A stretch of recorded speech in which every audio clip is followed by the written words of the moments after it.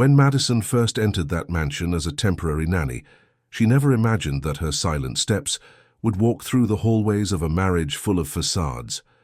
Her boss, Mr. Willard Graham, one of the most respected businessmen in the area, never looked her in the eye.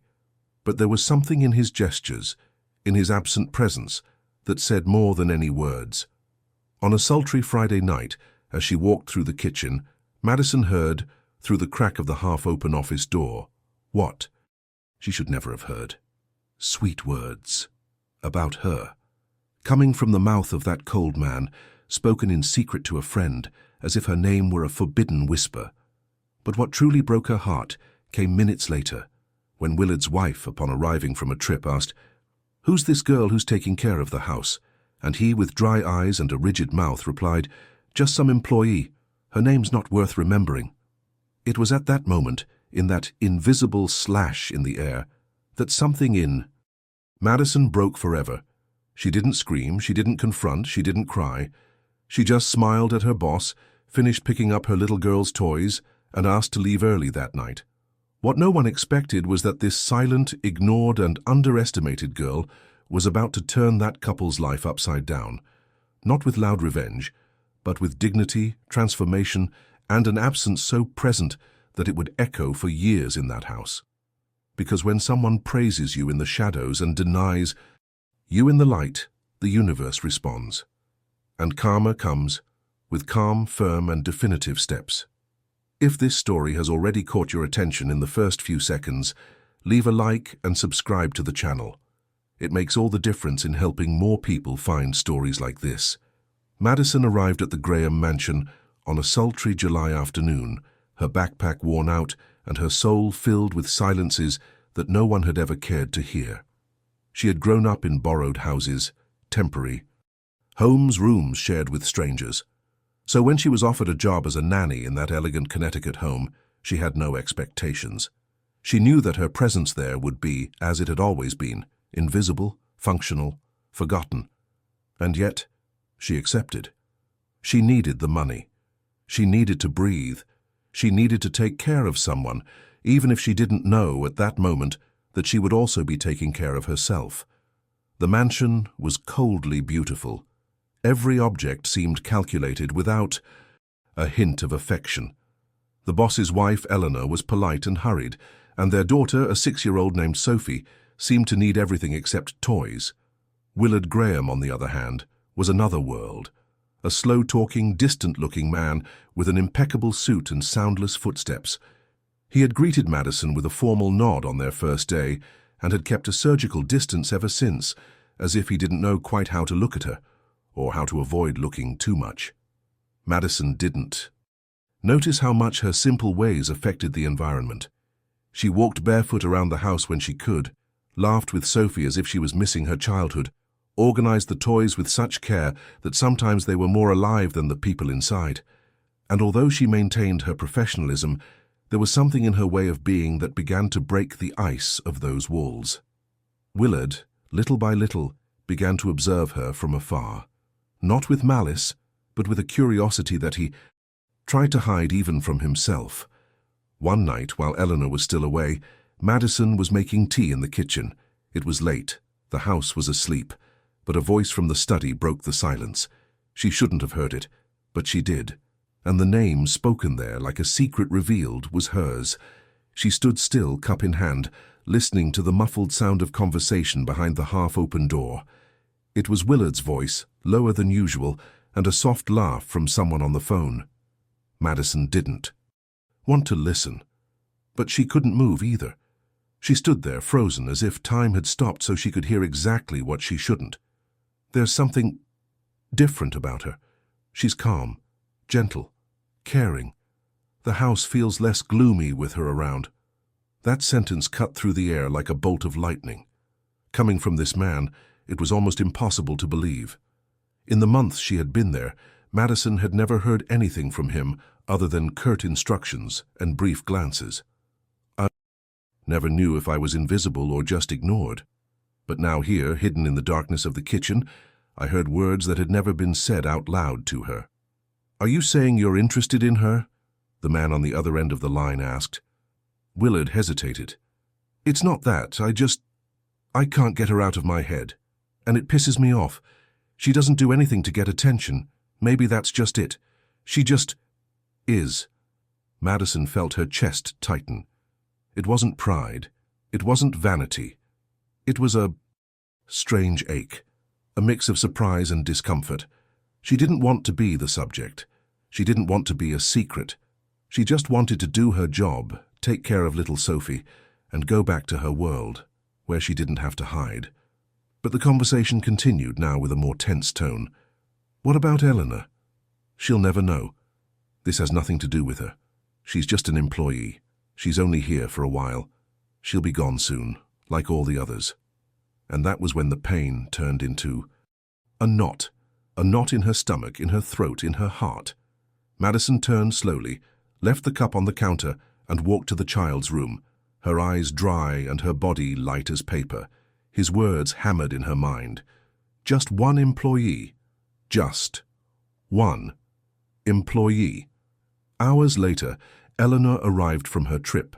She hurried in, spoke to her husband automatically, dropped her bags and coats, and noticed Madison in the hallway, helping Sophie put away her books.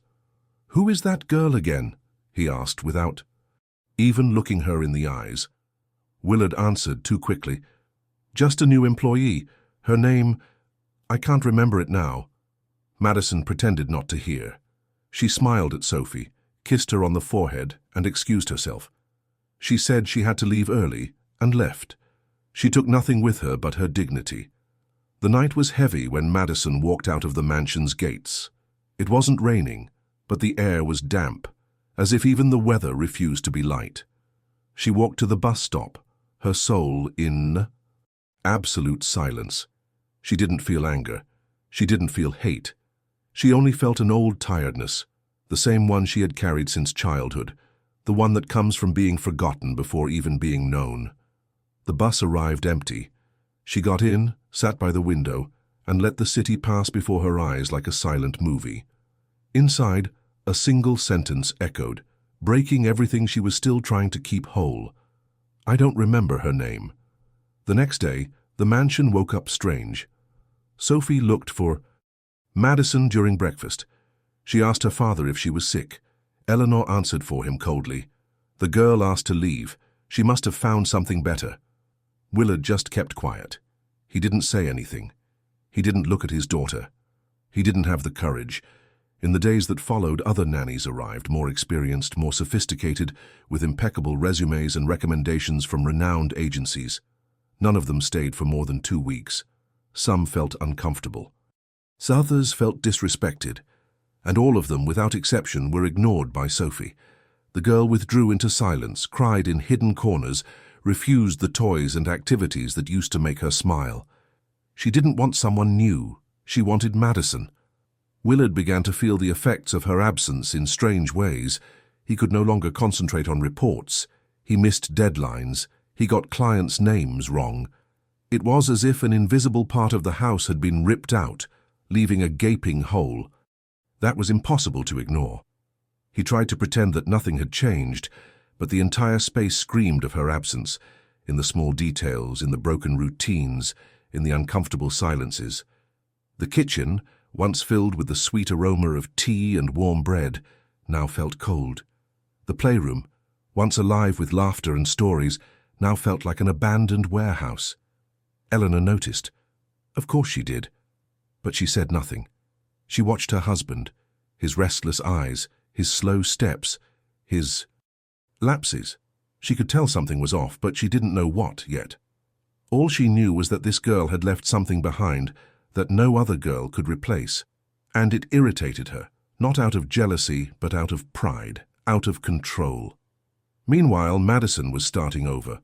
Far away in a simpler neighborhood, she got a job at a small community library where she spent her mornings organizing books and telling stories to children who listened to her as if the world depended on her every word. It was as if, finally, someone saw her. Not out of interest, not out of convenience, but for who she really was, and that, for the first time, was enough. It took Willard a while to admit, even to himself, that he missed it.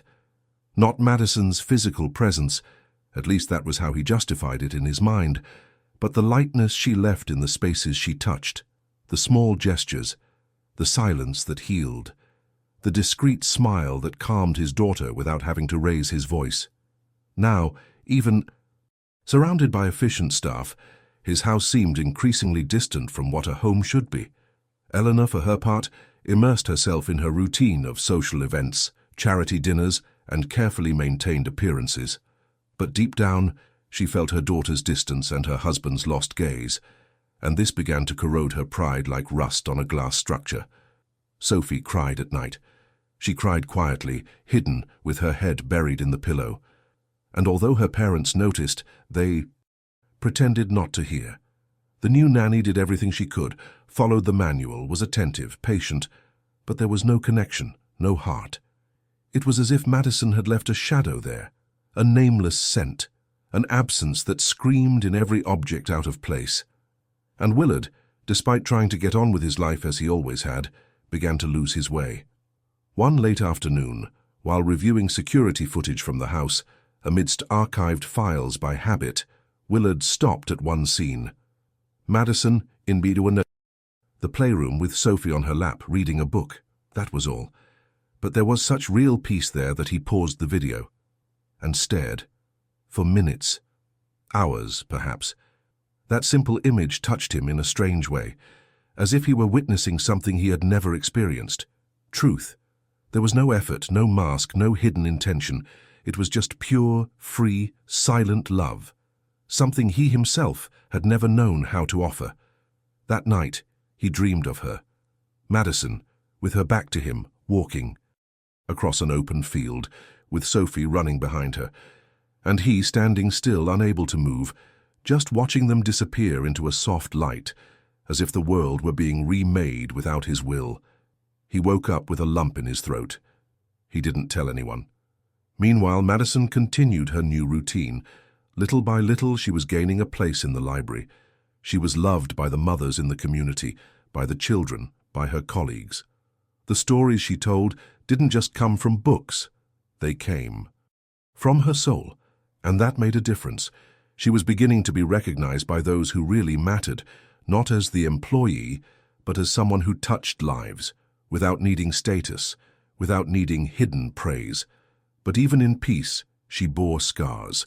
Scars from all the time she had been silenced, ignored, underestimated. Scars that did not turn into revolt, but into strength. A gentle, unshakable strength. The same strength that would soon return to that mansion in an unexpected and definitive way. Madison knew that some emptiness cannot be filled with words. She also knew that some wounds do not hurt immediately. They lodge in silence, ripening inside until the day someone says her name without remembering, and everything falls apart. That is why, even far from that house, she still carried a weight that she could not explain. It was not missing Willard. It was something more complex, deeper. It was the desire to never be invisible again, to never again allow someone to praise her in the dark and deny her in the light. And this promise to herself began to guide every step from then on. In the library, he found shelter, not just physical, but emotional. There, his presence was missed when he was absent. There, his name was remembered, written with affection in children's drawings, whispered in shy thanks from mothers who had neither time nor voice. It was a slow construction, but real. For the first time, he felt that he was where he should be. Meanwhile, in the E.E. mansion, the environment continued to deteriorate subtly. It wasn't a visible ruin. It was internal. Eleanor was beginning to notice that Willard was getting too distracted. His gaze would often wander. Conversations would die before they could even begin. And more than that, he avoided entering certain rooms in the house as if they were filled with memories he'd rather not face. One day, Eleanor walked into the office and found a printed sheet on the desk. It was a screenshot of Madison, reading with Sophie, taken from the security camera. Without saying a word, she took the sheet, tore it into pieces, and threw it in the trash. Not out of jealousy, but because she felt that this young woman, the one Willard couldn't even name, had left a bigger mark than any elegant woman who had ever walked through that home. Sophie, on the other hand, drew. She drew scenes with a girl with loose hair, reading colorful books. On each page, she wrote the name Maid in crooked letters. When her mother asked what it was, she answered with a sad smile, "It's my friend who left because Daddy forgot her name." That night, Willard heard her, not by accident. He was standing behind his daughter's bedroom door and heard every word as if it were a blow. He, who had so often considered himself a rational, practical, inflexible man, now felt his inner structures crumbling. He began to wonder why he had been so silent, why he had not been able to say the name of someone he secretly admired. And, the hardest part, why he had had to lose her to acknowledge it. Karma didn't come with fury, it came with mirrors. And Willard for the first time saw himself as he really was, a man who praised in secret but denied out loud. And he realized, with pain, that it wasn't Madison who had been small.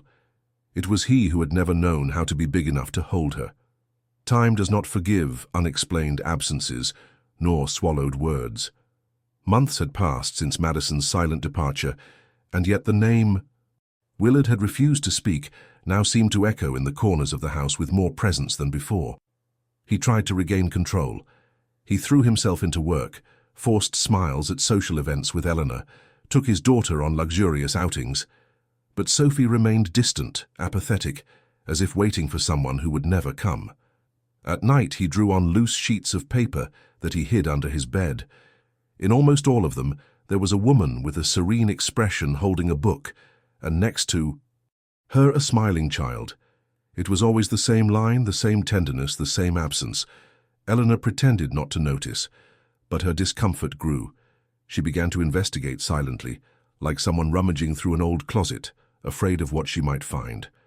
One day, among the disorganized papers, she found something curious. A folder with copies of old emails from nanny agencies, but with only one separate file, Madison's. It was highlighted in blue pen, and in the margins were notes written by Willard in his restrained handwriting, "Knows how to listen, doesn't invade, takes it easy." Eleanor reread that page for minutes, sitting alone on the closet floor, her heart heavy, not with jealousy, but with a strange sense of loss she couldn't name. It wasn't just about her husband. It was about the house, about her daughter, about something invisible that had broken, and that she, with all her social strength, would never be able to put back together. Meanwhile, Madison was growing, quietly, but with strong roots.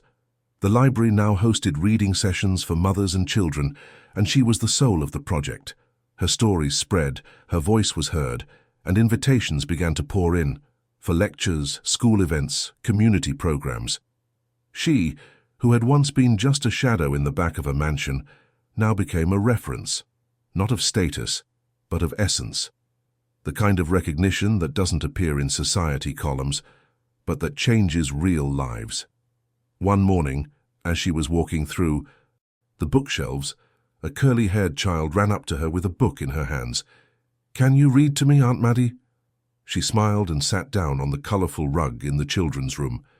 As she read, something in her eyes lit up. It wasn't just reading. It was a new beginning, a silent rescue of everything that had been denied her. Voice, name, presence. But across town, Willard found no peace. The nights were getting longer. Business was shaky. Old partners were drifting away. Contracts were being suspended, and the sense of control that had once been his armor was now slipping away between his trembling fingers. The universe he had once thought he could dominate with charm and money was beginning to give him back what he had neglected. The faces he had not seen, the names he had not kept, the affections he had not cherished. Time acted patiently, and it was precisely this slowness that made the punishment seem more profound. While Madison put down roots in a neighborhood where few knew, her absent presence continued to shape Willard Graham's daily life, even if he refused to admit it. At the mansion, every attempt to replace what was lost resulted in frustration. No nanny would stay. No personal project satisfied him. No conversation with Eleanor flowed beyond social obligations. Everything seemed burdened by an uncomfortable silence, as if a real void had been installed in the center of the house, and no one knew how to fill it. In the library, on the other hand, Madison, began to experience the value of permanence. Unlike before, where she had always felt temporary, now she was sought after, respected, loved. She knew the mothers by name, the children by their stories, and each of those bonds was real. Her clothes remained simple, her voice was low and her steps discreet, but the firmness in her gaze made it clear that something inside her had changed forever. There was no more room for hidden compliments. There was no more room for denial. One grey Saturday, while organizing a new book club, Madison received a special invitation to tell stories at a prestigious school in the city. One of the teachers was the mother of one of the children in the library and had been moved by the impact she had had on the students. Madison's name was beginning to circulate, not in magazines but on the lips of people who spoke truth, and this, for her, was the closest thing to justice she had ever experienced. At the Graham mansion, Eleanor became an almost ghostly presence. She barely interacted with Sophie, barely looked at Willard, and her eyes carried a constant weight. She knew that the marriage was going on inertia. She knew that she was no longer seen, and although she tried to maintain the appearance of control, inside her everything was fragmenting.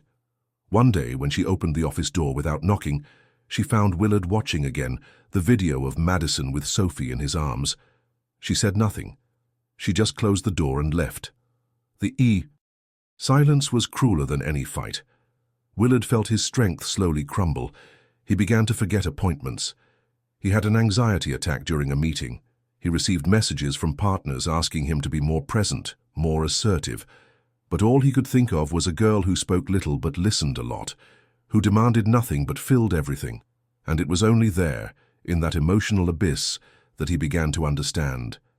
There are people who cannot be replaced, and names that once, forgotten, begin to haunt not the house, but the conscience. Eleanor had never been a weak woman.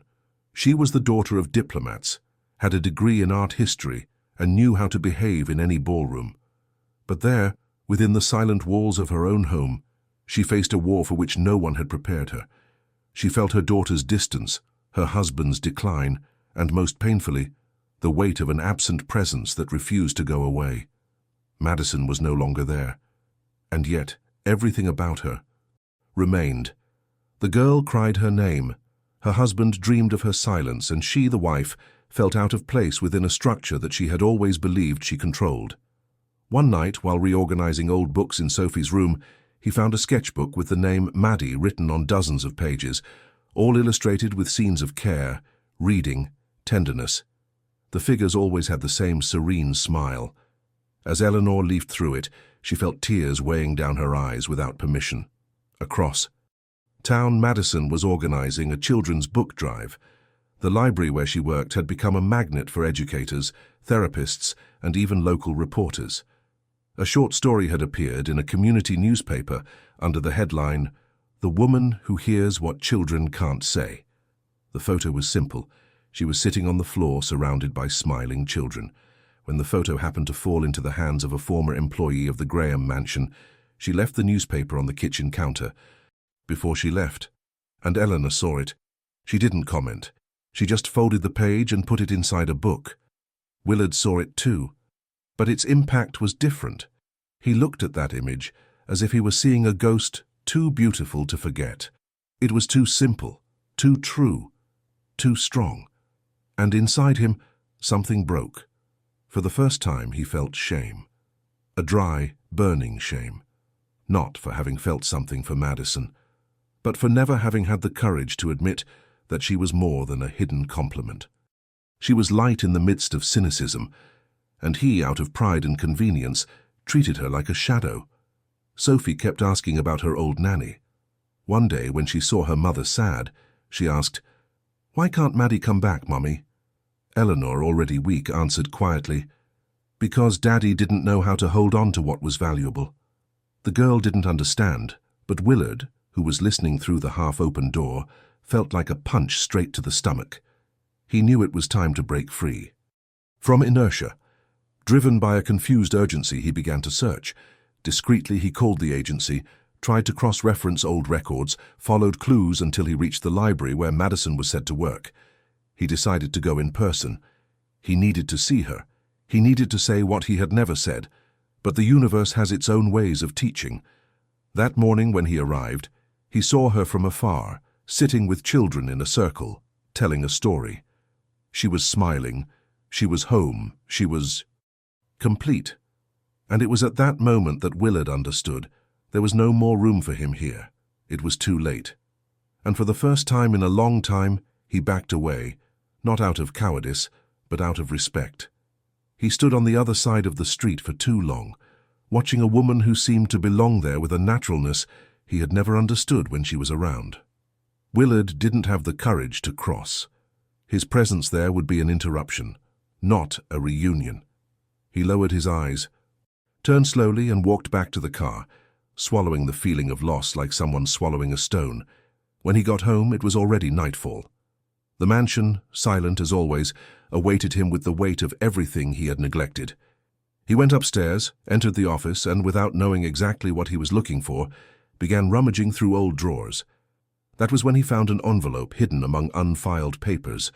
It was yellowed around the edges, with Madison's delicate handwriting, addressed to no one, just with the word "to me" written in the upper corner.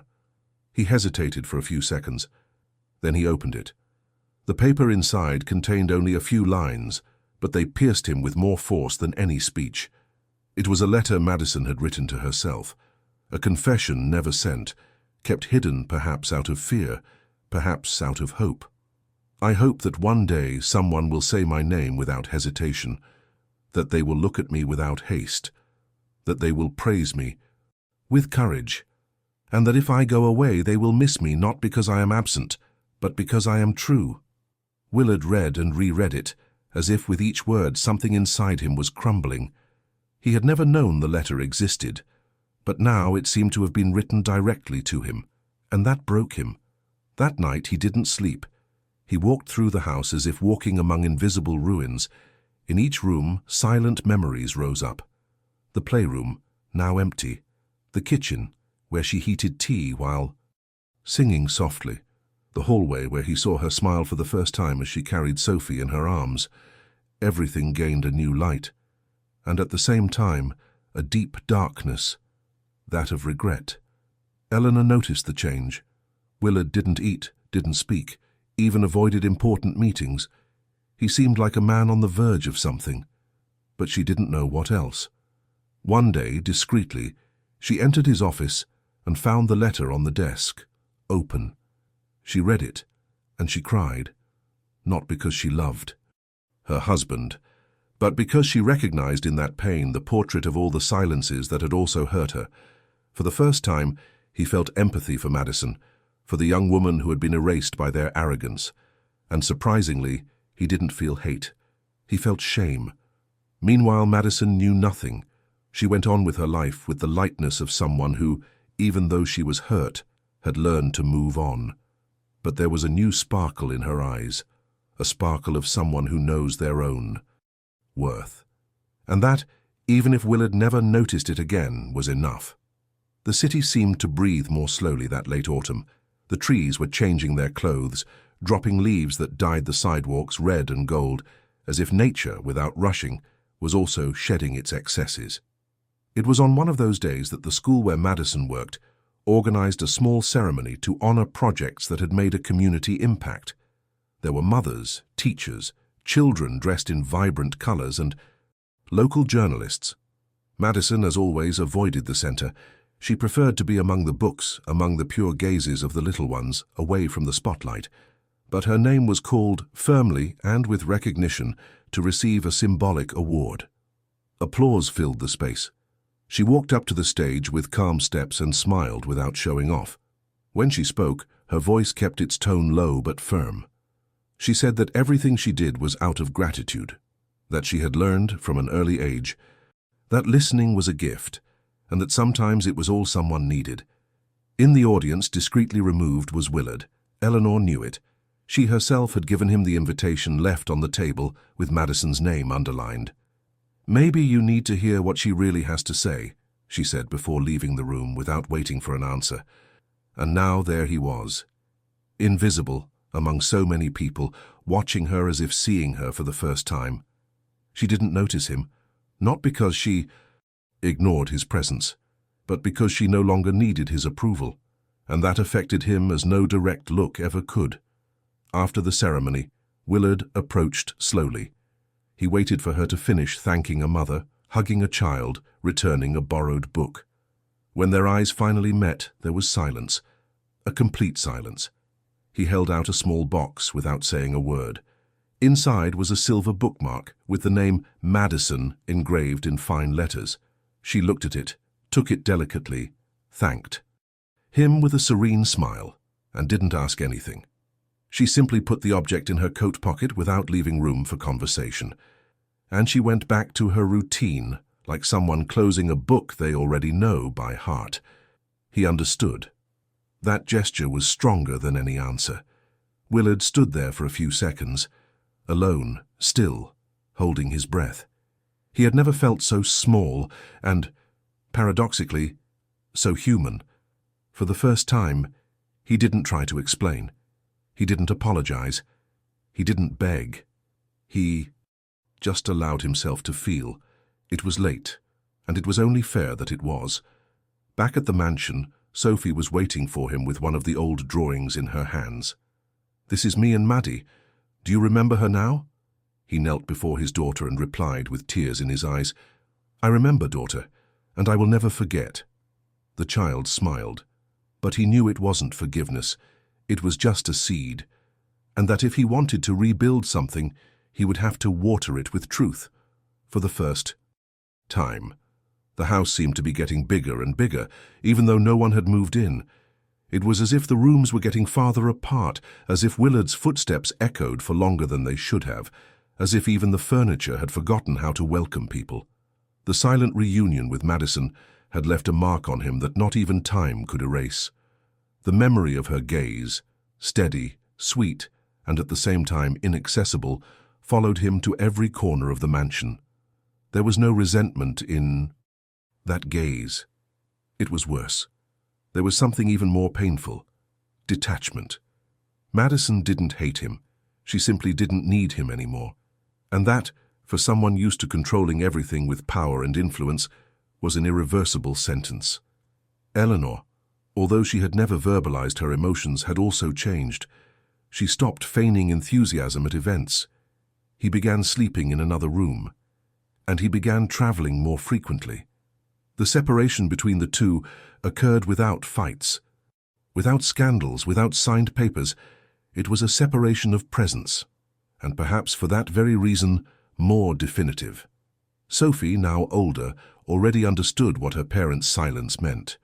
She no longer asked about Madison as much, but she kept her drawings as if preserving the scent of a good memory. Willard tried to rebuild himself. He threw himself into his work, organized meetings, and made large donations to charities, including the library where Madison worked. But he refused to show himself, to let his name be known. It was as if he wanted to quietly make up for mistakes that even he couldn't measure. It was too late to go back. But not to observe from afar the woman who had become a symbol of something he had never been able to name. Madison, in turn, grew stronger, not because of him, but in spite of him. She was still simple, but now she was heard. She was still gentle, but now she was respected. She was still invisible to the larger circles of the city, but indispensable to the children and mothers who saw her as a beacon. She created a traveling reading project, visited rural schools and shelters, and began to be mentioned in short articles on education and citizenship. Her name was no longer a secret. She was a reference, and more, she was an inspiration. One afternoon she received an anonymous letter at the library. Inside was just one sheet of paper, unsigned, with the words, "You are what was missing, and I only realized it when you were gone." She read it, folded it carefully, and put it in the same envelope where she had left her old letter to herself. She smiled slightly. She didn't need to know who had sent it. She already knew. Life went on at its own pace. And although Madison had never crossed paths with Willard again, she felt somewhere in her heart that he now saw her with the eyes he had denied her before. But that didn't change anything. She had learned to walk alone, and, more importantly, to never again accept being a forgettable name in anyone's history. The following months were marked by an even thicker silence in the Graham mansion. Eleanor had practically moved in.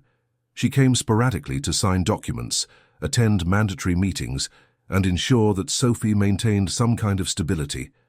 But the house, once a scene of dinners and appearances, was now just structure, an empty space, filled with memories that Willard tried not to face. He spent hours in the office, turning over meaningless papers, analyzing contracts with his eyes lost, as if searching in numbers for what he had lost in feelings. Business began to falter too, not from mismanagement, but from emotional neglect. A lack of focus, missed important meetings, and the gradual decline of the Graham name's reputation caused longtime partners to drift apart. The trust so carefully built over decades began to crumble silently, as everything that begins with vanity and ends with regret does. Willard didn't react. He just accepted it. He knew silently that this was the cost of everything he had neglected. Meanwhile, Madison experienced the peace that comes from living truthfully. Her project was growing slowly, with deep roots. She had rented a small room in a neighborhood next to the library, where she held conversation circles with single mothers, offering support and listening. Her actions did not go viral, did not attract cameras, but they transformed lives one by one. And that, for her, was enough. She no longer sought to be remembered. She sought only to make her presence felt, and she did. One day, as Madison sat on the sidewalk in front of the space, watching children play with crayons on the ground, she heard her name called by a gentle voice. It was Sophie. A little older, her hair tied with ribbons, holding a small children's book in her arms. Behind her, without saying a word, was Eleanor. They both seemed hesitant, but firm. The little girl handed her the book with a handwritten inscription. To Maddie, who taught me not to be afraid to feel. Madison knelt down, smiled tenderly, and hugged her, without a single word. There was no drama, only truth. Eleanor just watched. Her eyes were moist, her hands were shaking. When Madison stood, they exchanged a long look. Then Eleanor whispered, "Thank you." That was it. But that was all. A plea for forgiveness without confession, a surrender without demands. Madison nodded, and in that moment, she closed something inside her that had hurt for so long. Across town, Willard was receiving word that part of the company had been forcibly sold. He would be left with little, enough to live on, but not enough to show off. No scandal had been exposed, no crime had been committed. It was simply the inevitable consequence of a man who failed to see the essential. And when everything had been taken away from her, all that was left was the mirror, and the reflection she saw in it no longer filled her with pride, only silence. The following year, a low-key event was organized by the city government, the inauguration of a community center focused on reading, early childhood education, and support for vulnerable mothers. It was a project that had been in the works for months, with anonymous donations and silent support. The name chosen for the place surprised everyone present, Maddie House. It wasn't a formal name. There was no surname. It was just that. Maddie. That's what the children called her. That's how she had been recognized in the drawings, in the letters, in the sincere memories of those who never forgot her. Madison didn't want any speeches. He didn't go up on stage. She sat among the children, with a book on her lap and her eyes brimming with tears, watching the plaque being unveiled. The audience gave her a standing ovation, but she, as always, responded with the restrained smile of someone who understands that her mission is not to appear, it's to transform.